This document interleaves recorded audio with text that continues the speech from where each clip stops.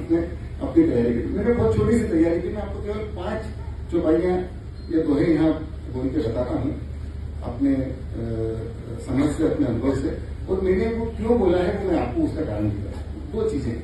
पहली चीज ये कि रामचरितमानस जो है, जब तक मैं नरसिंहगढ़ में रहता था, बहुत छोटा सा बच्चा था, 5 साल का, 7 साल का, 10 साल का, तो रामलीला में राम जी को देखा।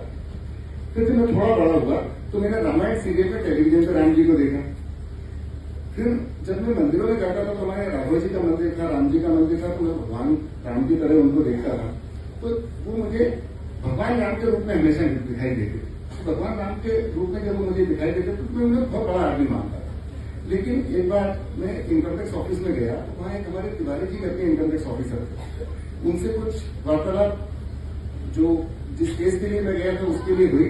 उसके साथ में जब उन्होंने देखा कि मुझे थोड़ी बहुत समझ अन्य विषयों को लेकर भी है, तो उन्होंने अपने चेयर को, रिवॉल्विंग चेयर को पीछे घुमाया और वहां से उन्होंने एक रामचरितमानस मुझे लेकर उस पर मुझसे चर्चा शुरू की। उन्होंने रामचरितमानस पर मुझसे चर्चा की, करीब 1-1.5 घंटा 2 घंटा उस दिन चर्चा की होगी। उसका सार मैं आपको एक लाइन में बता देता हूं। उन्होंने कहा कि रामचरितमानस एक कपड़े में बांधकर मंदिर में रखी जाने वाली पुस्तक या ग्रंथ नहीं है। रामचरितमानस के 2 स्थान हैं जहां वो होना चाहिए। एक आपके दफ्तर के टेबल के ऊपर जिसमें बैठ के आप अपना व्यवसाय कर्म करते हैं, और एक आपके पलंग के सिरहाने जहां पे आप सोते हैं।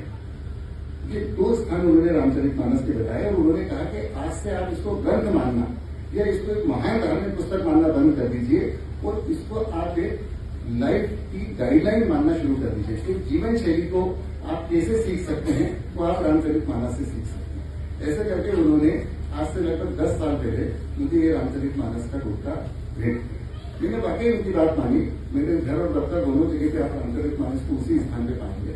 उन्होंने एक सलाह और दी थी जो मैं आपको भी देना चाहता हूँ कि जब तक भी इन 24 घंटों में आपको समय मिले, कोई एक पन्ना पलट के कोई एक चौपाई पढ़ लीजिए, कोई एक पन्ना पलट के किसी एक चौपाई का सार पढ़ लीजिए। मुझे लगता है आपके जीवन में परिवर्तन आने की शुरुआत उसी क्षण से होना शुरू हो जाएगी, ये मेरा भरोसा है। और इस भरोसे का आधार ये है कि जब नरसिंहगढ़ में रामचरितमानस के ऊपर रामलीला का मंचन होता था, तो रामचरितमानस में एक विशेष पेज है जो लगभग अंत में आता है, और उस पेज को कहते हैं रामशलाका। आप लोगों ने रामशलाका देखा होगा, जिसमें एक ऐसा प्रसंग आता है कि यदि आपके मन में कभी कोई ऊहापोह हो, आप किसी प्रश्न का उत्तर जानना चाहते हो जहां पे आपको कुछ समझ नहीं आ रहा हो, तो आप रामशलाका से वो सवाल कर लीजिए। उसमें 9 चौपाइयां बनती हैं। उसमें एक स्थान पे आप नाम रखिए। अगर आप मोबाइल पे करेंगे तो आप वो स्थान ऑटोमेटिकली चौपाई बना के आपको दिखा देगा। आपको 9 हर नवा शब्द पढ़ने की और उसको चौपाई बनाने की आवश्यकता नहीं है। मैं पंडित शिवचरण जी भारद्वाज जो उस रामलीला के संचालक होते थे, बहुत बाल सुलभ मन से मैंने उनसे पूछा कि क्या गुरुदेव ये जो रामशलाका इस रामचरितमानस में है, क्या ये सही है? तो उन्होंने अपना हाथ झटक के मुझसे कहा कि मानस में जो लिखा है वो सब सही। मानस में जो लिखा है वो सब सही है। और मैं अपने 53 साल के अनुभव से आपको ये बता रहा हूं कि रामशलाका से पूछे गए किसी भी एक भी सवाल का जवाब कभी गलत सिद्ध नहीं हुआ। मेरी श्रीमती के सामने बैठी है, इस बात की तस्दीक आपके सामने करेंगे। आप लोग भी उसका उपयोग अपने जीवन में कर सकते हैं जब आपको अवसर मिले। एक बात। दूसरी बात अब जो मैं आपसे कहना चाहता हूं कि रामचरितमानस जो है वो आज के समय में जो सबसे बड़ी चुनौती है वो रिश्तों की चुनौती है। हम इस दौर से गुजर रहे हैं इस समय में, जबकि हम रिश्तों की चुनौतियों से गुजर रहे हैं। किसी भी दूसरे आदमी से बात करेंगे तो वो एक चुनौती हमारे सामने रिश्तों की प्रस्तुत कर देगा। यदि आप अपने घर में अपने बच्चों को, स्वयं अपने माता पिता को और अपने पतिदेव को या अपनी पत्नी को रामचरितमानस का प्रतिदिन कुछ न कुछ पाठ करने के लिए कहेंगे, तो मैं पूरे भरोसे के साथ कह सकता हूं कि आपके घर में रिश्तों की समस्या तो कभी जीवन में आने वाली नहीं है, क्योंकि ये रिश्तों की पाठशाला है। मैं इस पुस्तक को इस तरीके से देखता हूं।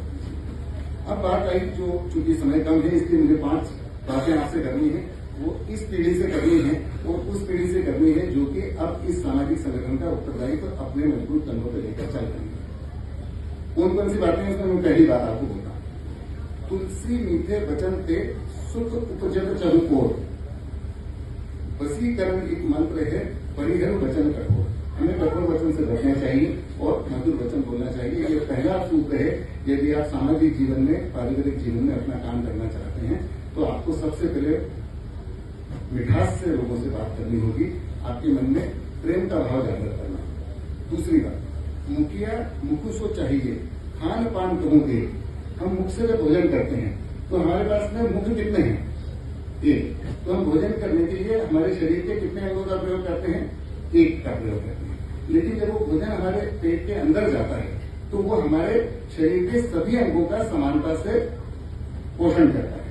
तो जो समाज के नेतृत्व करता है उनका ये उत्तरदायित्व है कि वो अपने समाज के सभी बंधुओं का, बांधियों का समान रूप से दृष्टि से देखें और उनका समान रूप से पोषण करें। पालय पोषय सकल अंग तुलसी सहित हुए, हमें ये करना चाहिए। तीसरा, आवत ही हर्षे नहीं, नैन नहीं समय, तुलसी कहाँ न जाइए कंचन बरसे नहीं।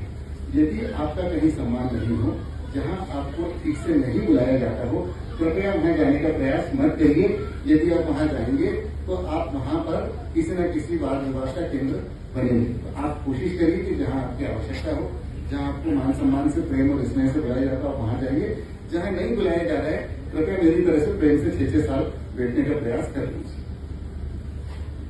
अगली बात है, तुलसी साथी विपत्ति के विद्या विनय विवेक, विद्या विनय और विवेक ये विपत्ति के साथी है।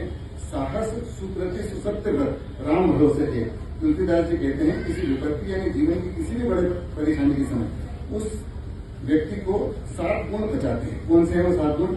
व्यक्ति की विद्या, व्यक्ति की विनम्रता, व्यक्ति की बुद्धि, उसके भीतर का आत्मबल, अच्छे कर्म, सच बोलने की आदत और राम अर्थात ईश्वर में विश्वास। इन बातों का हमें पालन करना चाहिए। आखिरी बात जो मैं आपसे करना, इसमें कई सारी बातें, लेकिन मैं आखिरी बात आपसे ये कहना चाहता हूँ कि आप अपने बच्चों को, स्वयं को ये ऑटो सजेशन दें कि जब कभी भी वे घर से निकलें तो राम जी के दर्शन करके निकलें। जो भी संकल्प लेकर घर से काम करने के लिए निकल रहे हों, वे जो हनुमान जी ने लंका में प्रवेश करते समय जो चौपाई का वर्णन हमारे सुंदरकांड में आता है, उसका प्रयोग करें। प्रविसी नगर कीजिए सब कार्य, हृदय राखी कौशल को ताकत। मैं मानता हूं कि ये चैतन्य मंत्र है, ये जीवंत मंत्र है। आप इस मंत्र का प्रयोग करें। जब घर लौटें तो हमारे बच्चों से ये कहें कि वे घर आके एक बार पुनः भगवान के दर्शन करें। उन्हें इस बात का धन्यवाद दें कि वो जिस काम के लिए गए थे वो काम उन्होंने ठीक से पूरा कर लिया है, और उसमें यदि कोई काम अधूरा रह गया तो पुनः प्रार्थना करें कि हमें ऐसी शक्ति दें, हमें ऐसा आशीर्वाद दें कि हम उस कार्य को पूरा कर सकें। रामचरितमानस जैसा विषय है जिस पर कई दिनों तक, महीनों तक, वर्षों तक बोला जाता रहा है। 550 साल से हम इस पुस्तक को पढ़ रहे हैं, और मैं ऐसा मानता हूँ कि जिस समय हम यहाँ बात कर रहे हैं उस समय ज्यादा नहीं तो कम से कम 10 लाख लोग रामचरितमानस का कहीं ना कहीं पाठ कर रहे होंगे या उसके विषय में कहीं ना कहीं चर्चा कर रहे होंगे। तो ये चर्चा अनंत है। जैसा कहा गया है कि हरि कथा, हरि अनंत, हरि कथा अनंत, बहुमुख भी कह गए सब संता। आप सभी लोगों ने बहुत धैर्य से सुना। आप सब लोगों को बहुत बहुत धन्यवाद। जय श्री राम।